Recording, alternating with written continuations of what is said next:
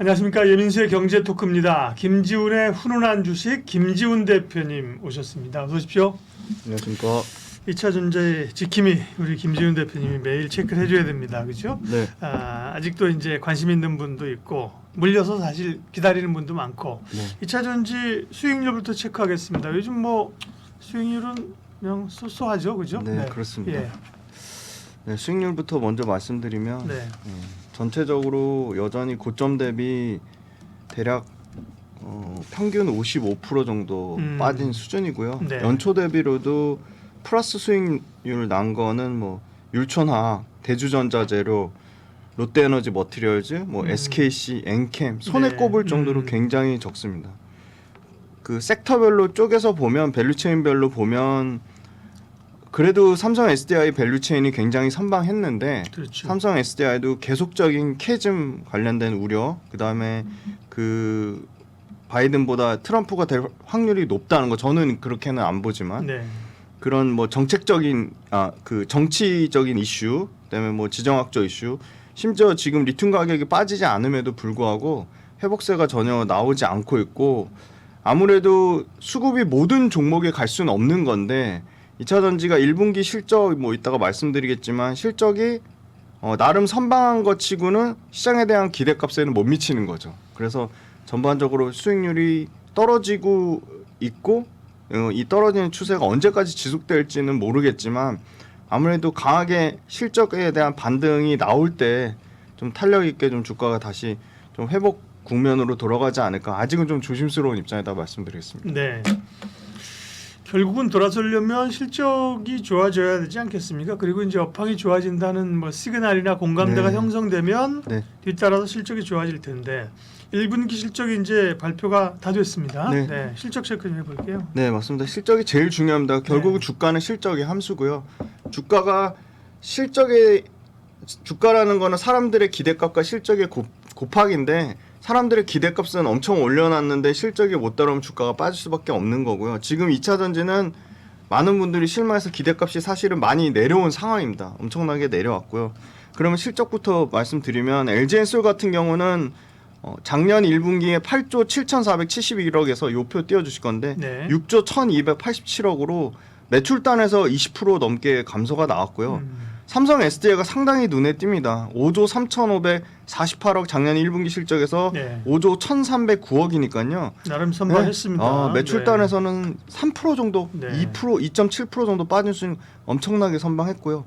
SK온 같은 경우가 3조 3천억대에서 1조 6,800억 반토막이 났습니다. 이 가장 큰 이유는 역시 포드의 상당한 실적 부진의 연관성을 볼 수 있을 것 같고요. 영업이익입니다. 영업이익 같은 경우는 삼성 SDI가 역시 3,700억대에서 2,600. 네, 죄송합니다. 2,674억으로 상당히 실적에 대한 영업이익 깎아졌지만 그럼에도 불구하고 배터리 셀단에서 가장 선방했고요. SK온 같은 경우는 원래 작년 4분기 때 흑자 전환을 예상했지만 올해 1분기에도 역시나 3,000억대 엄청나게 적자를 기록을 했습니다. 다만 가장 좀 우려되는 거는 삼성 SDI 같은 경우는 2,674억에 이 IRA 세액 공제 금액이 400억대 정도밖에 안 됩니다. 465억 정도거든요. 그럼 그거 빼고도 2,200억의 영업이익을 냈다는 건데 LG엔솔은 이익도 6,000억대에서 1,500억으로 줄어들었는데 1,800억대의 세액 공제를 제외하면 330억 실질적으로는 적자입니다. 네, 그래서 상당히 실적 폭이 줄어들었고 그럼 이 배터리 셀단에서 각 고객사별로 이 실적에 대한 어떻게 벌크업을 하냐가 중요할 건데 LG엔솔은 역시나 투자 규모, 집행 속도, 투자 속도, 그다음에 그 투자 관련된 부분 외에도 캐펙스 관련돼서 사실은 캐펙스 조절에 대한 얘기가 굉장히 좀 세게 나오고 있는 측면이 있고요. 다만 이제 3분기에 468의 원통형 배터리 양산이 아마 가장 빠르게 나오면 이거에 대한 기대값은 갖고 있을 걸로 보입니다.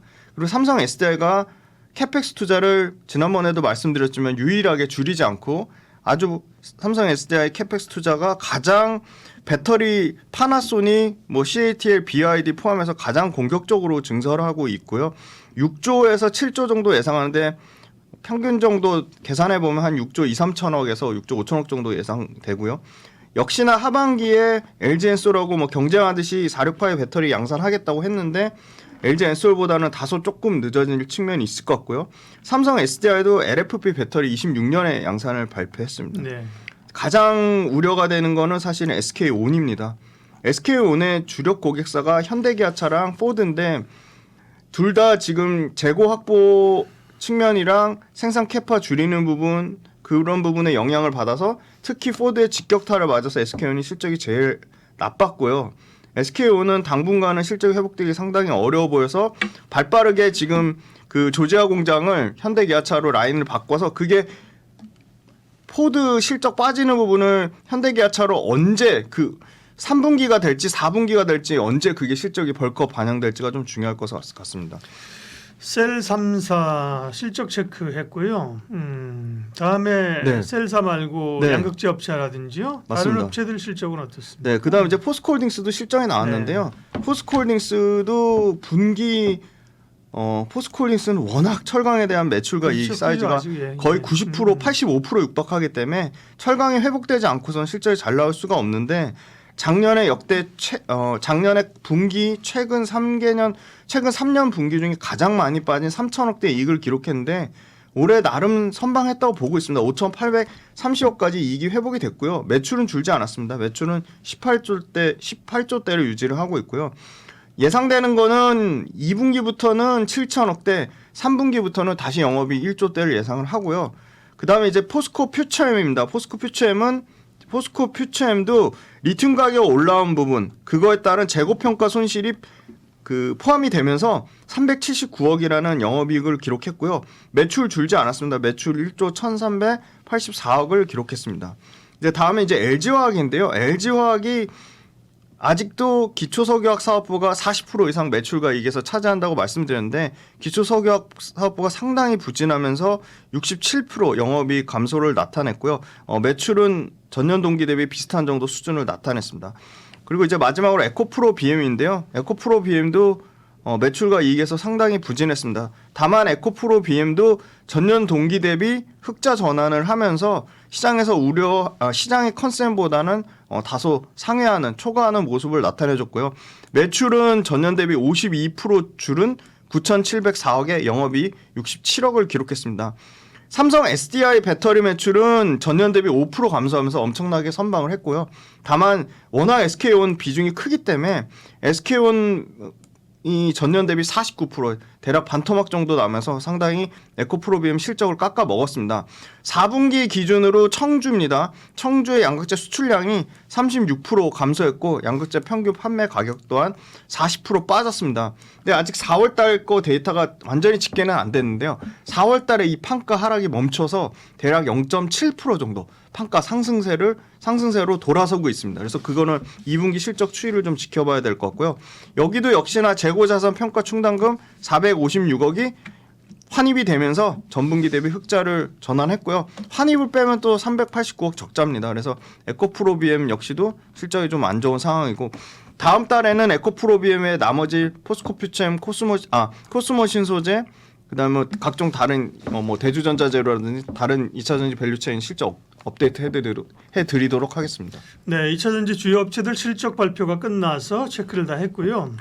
이슈 좀 보겠습니다. 뭐 테슬라도 2차전지 쪽은 별로 안 좋고 그죠? 네. 중국 판매 안 좋고 자율주행하겠다는 얘기를 좀 오르긴 했습니다만 중국 업체들은 그래도 전기차 시장을 잘 버티면서 네. 새로운 제품도 내놓고 자기네 뭐 워낙 내수캡티브가 크니까 맞습니다. 네.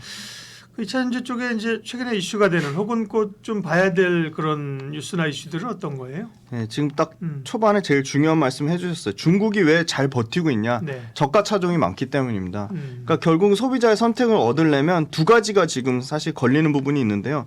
우리 차 살 때 집 다음으로 가장 큰 소비 규모잖아요. 그러니까 이걸 차를 다 몇천만 원짜리를 다 한 방에 사진 않죠. 그래서 아직도 시장에서 예상한 것보다 금리가 안 떨어지면서 지금 벌써 6월 달 그것도 미뤄져서 7월 달이고 올해 3번 인하할 거를 한 번 내지 2번으로 줄인다고 하잖아요. 그래서 고금리 상황이 이 자동차를 구매하는 할부금리 쪽에서도 상당한 부담이 되는 상황이고요. 그렇죠. 예상했던 것보다 빠르게 새로운 신차들이 나오지 않고 있는 게 조금 문제인 것 같습니다. 원래는 그 GM 같은 경우는 상당히 매력적인 모델이 에퀴녹스하고 그다음에 그 픽업 트럭입니다. SUV 차량인데 그게 지금 하반기에 나오던 물량이 일부 내년 초로 연기된 부분이 있고요. 그다음에 테슬라의 25,000달러짜리 그러니까 저가차 모델 2도 올해 원래 하반기 예상했는데 그게 또 내년으로 또 넘어갔거든요. 이런 부분들 신차가 매력적인 신차가 나오면 사실은 전기차를 신차로 지금 타고 다니시는 분들의 만족도는 상당히 높거든요. 그래서 매력적인 신차가 나오지 못하고 늦어진 부분. 근데 가격적인 부분은 사실 배터리 가격이 떨어져야지 전기차 가격 자체가 그렇죠. 다운이 되는 건데 생각보다 배터리 가격이 막 그렇게 엄청나게 빠르게 떨어지는 상황은 또 아닙니다. 그래서 그런 부분이 영향이 좀 있는 것 같고 그래서 캐즘 자꾸 얘기하시는데 성장을 못하는 게 아니라 정확한 건 성장률의 둔화가 맞습니다. 그렇죠. 그래서 전체적으로 얼마나 성장률이 둔화되냐? 전체 성장률로 치면 16.6%고요. 글로벌 전체 성장률. 그리고 EV 볼륨에서 얘기한 거 보면 북미는 줄었지만 그래도 연에 40% 성장을 할 거라고 보고 있고요. 그래서 제일 중요한 게 뭐냐? 결국은 매력적인 저가의 전기차 그리고 가격 경쟁력이 있는 전기차가 쏟아져 나와야 되는데 지금 전기차 지금 각 그 완성차별로 보면 BMW가 올해 4대의 차가 예상이 돼 있는데 이게 전부 하반기에 몰려 있습니다. 포드 같은 경우는 지금 원래 4대였는데 그게 25년도로 2대가 연기되면서 25년도에 오히려 4대가 나오고요. GM 같은 경우는 줄이지 않았습니다. 올해 7개가 나옵니다. 그래서 GM의 밸류체인에 좀 계속 주목해보자 말씀드릴 수 있을 것 같고 스텔란티스가 엄청납니다. 스텔란티스는 워낙 뭐 피아트라든지 뭐 푸조라든지 합병된 차이기 때문에 그렇긴 한데 그럼에도 불구하고 스텔란티스는 올해 상반기 하반기 합쳐서 25개 그렇게 예상이 되고요. 폭스바겐이 대략 4종에서 5종입니다. 그래서 결론을 말씀드리려면 아직도 전기차 신차에 대한 기대감을 갖고 있는 GM 밸류체인, 스텔란티스 밸류체인, 그다음에 폭스바겐 밸류체인 쪽에는 좀 기회가 있고요. 삼성 SDI가 잘 나가는 이유가요. 삼성 SDI가 지금 1월 달부터 4월 달까지 누적 판매가요. 삼성 SDI가 고객사로 갖고 있는 BMW, 그다음에 픽업 트럭 리비안, 그리고 삼성 SDI가 최근에 들어간 현대기아차 요쪽 라인이 다 지금 판매량이 나쁘지 않습니다. 현대기아차도 미국 시장에서 3, 4위권에서 지금 안 떨어지고 있고요. 그래서 밸류체인별로 분명한 차별화는 일어날 거다 그렇게 보고 있습니다. 그리고 마지막으로 이제 4월달 데이터 각 나라별로 말씀드리면 전기차 제일 우리가 가장 큰 기대감을 갖고 있는 거는 유럽보다 미국인데 미국의 데이터가 엄청나게 줄었습니다. 시장 침투율 친차 기준으로는 9%대 머물고 있는 건 다행인데 왜냐하면 그만큼 9% 머물고 있다는 거는 성장의 폭이 더 아직 룸이 많이 남아있다는 거거든요. 다만 성장률이 전년 대비 4월 달에 2.6%밖에 증가를 못했습니다. 12만 대를 기록했고요. 누적 그 전기차 대수도 47만 7천 대로 16.5%밖에 1, 4분기까지 누적으로 1, 2, 3, 4월 누적으로도 16.5%밖에 성장을 못했고요. 그다음에 유럽 쪽에서는 영국하고 독일이 3월 달에 박살 났거든요. 그때 바로 보조금 금지되는 게 직격탄을 맞아서 상당히 데이터가 나빴는데 다행히 4월 달부터는 소폭이나 회복세를 나타내면서 12.2% 증가한 32,644대를 기록했고요. 독일이 7.9% 증가한 44,803대. 그래서 영국하고 독일에서 다시금 회복세가 나오고 있다는 거고요. 프랑스가 가장 좋습니다. 28% 증가했습니다. 28% 전년 대비 증가한 35,750대를 기록했습니다. 그래서 전체적으로 유럽은 회복세에 있는데 지금 미국이 2.6%밖에 회복이 안 됐는데 미국은 지금 사실 신차가 지금 테슬라 말고 지금 뭐 폭스바겐도 그렇고 GM도 그렇고 포드도 그렇고 지금 상당 부분 신차가 좀 정체돼 있다는 거. 업체들이 그런 뭐 측면이 신차를 있습니다. 막 개발비 들이면서 빨리 서두를 필요가 없는 거죠. 지금은 그렇습니다. 좀 늦추는 거죠, 그죠? 네, 서서히 아무래도 가는. 네. 근데 지금 또 새로운 표 보시면 예. 우리 배터리 업체들한테 기회가 있다고 보는 게 자, 요거 보여주실까요? 지금 LG엔솔이 17개 차종이 미국 보조금 지급 탑재 차종입니다. 그리고 삼성 SDI는 12종이고요. 그중에 뭐 삼성 SDI랑 파나소닉이랑 한 종 정도가 중복이 되고 SK온 같은 경우가 10종인데 LG엔솔이랑 중복된데 여기 보시면 BYD나 CATL이나 BYD나 CATL 같은 경우는 보조금 차종이 없고요. 이 엠비젠 ASC 같은 경우는 중국하고 합작입니다. 그래서 두 종 정도밖에 들어가지 않는다는 거. 그런 측면으로 봤을 때는 보조금 받는 차종이 계속 주목을 받으면 그래도 국내 배터리 업체가 또 재미난 건 출하량 기준이랑 판매량, 그러니까 판매 점유율 기준이 또 다릅니다. 그만큼 우리나라 배터리가 들어간 차들이 판매 가격이 그렇게 떨어지지 않고 좀 제값을 받고 있다. 그렇게 말씀드리겠습니다. 네. 자, 그러면 이제 밸류에이션하고 전략을 마무리해 볼게요. 작년에 사실 2차 전지가 오를 때는 밸류가 성장주는 원래 고밸류가 되잖아요, 그죠? 네, 네. 그러니까 PR이 뭐 60배, 80배 막 네. 그랬었는데 지금 이제 주가가 빠졌기 때문에 물론 실적도 뭐 정체됐습니다만 주가가 더 많이 빠졌기 때문에 네. 밸류적인 매력은 좀 생기지 않았을까 싶기도 해요. 밸류 체크해 주시고 투자 전략 마무리해 주세요. 네, 정확하게 말씀하셨습니다. 실적 빠진 것보다 네. 주가가 더 빠졌습니다. 그러니까요. 그건 명확합니다. 그래서 일단은 삼성 SDI가 일단 가장 그래도 배터리 셀단에서 선방하고 있으니까 삼성 SDI가 밸류 체인을 보면 삼성 SDI의 밸류에이션을 보면 17배 수준이고요. 내년에 12배 미만까지 떨어집니다. 그러면 궁금하실 거예요. CATL이나 BYD는 어느 정도 수준일까? 당연히 CATL, BYD는 주가가 삼성 SDI나 LG엔솔처럼 폭락이 안 나왔기 때문에 이 정도 밸류는 아닙니다. 그러니까 네. 삼성 CATL, BYD 모두 27배가 넘습니다. 그러니까 훨씬 CATL이나 BYD가 뭐 중국을 포함해서 뭐 그 배터리 출하량 기준으로 1, 2위라고는 하지만 중국 제외한 부분에서는 삼성 SDI가 굉장히 빠르게 치고 올라오고 있거든요. 삼성 SDI 예를 들어 말씀드리면 4월 달 데이터에 보면 유일하게 배터리 6개 업체 중에 전년 대비 YOY로 38% 성장을 했습니다. 그래서 삼성 SDI가 밸류에이션이 가장 셀단에선 저렴하고 LG엔솔은 뭐 여전히 주가가 많이 빠졌지만 올해 이익 부분이 상당 부분 이익이 줄어들어서 여전히 높군요. 73배 수준까지 올라가고요. 그다음에 역시나 가장 궁금해하시는 양극재단에 보시면 엄청난 밸류입니다. 사실은 포스코 퓨처엠이 실적이 많이 깎이면서 200배 정도 수준이 나오고요. 에코프로비엠 500배. 근데 이제 워낙 올해는 실적에 대한 기대값이 낮기 때문에 내년 기준으로 보면 80배까지 떨어지긴 합니다. 그런데 이 80배 요 데이터가 지금 아마 그 리튬 가격을 아마 평균 15,000불로 계산했을 때 요 정도 밸류가 나올 거고요.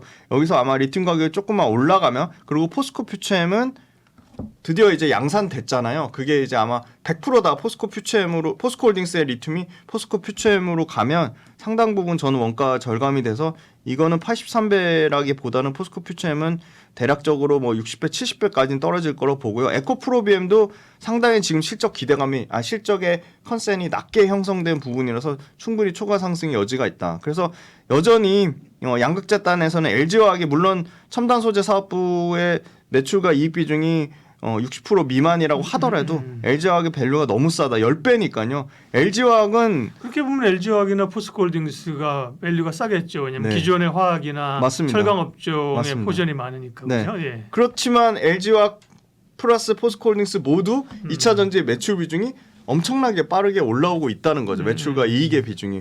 포스코홀딩스는 당장 아마 이제 25년부터는 이제 올해도 일부 매출이 찍힐 거고요. 대략 예상하는 거는 지금 현재 리튬가 기준으로 25년에 찍히는 리튬 매출이 한 7,500억에서 한 8,500억 정도고요. 26년도부터는 1조 이상의 매출을 예상하니까요. 1조 매출나면 광석 리튬이랑 염호 리튬 합산해서 마진을 평균 내봐도 거의 45% 가까운 마진이거든요. 그러면 영업이익이 이제 당장 26년부터는 뭐 6천억씩 꽂히는 구조니까 그러면 80조 매출에 영업이익 뭐 4조, 3조 8천억 왔다 갔다 하는 거랑 1조 매출의 영업이익 뭐 6천억, 7천억 나는 거랑은 어마어마한 밸류에이션의 그 할증 요인이 좀 많이 감소될 거라고 보고 있습니다. 네. 그리고 그 밑단에 보시면 최근에 가장 주목받는 엔캠도 밸류에이션 싸지 않습니다. 이익이 뭐 회사 측 예상으로는 100%씩 늘어난다고 하는데 75배 수준이거든요.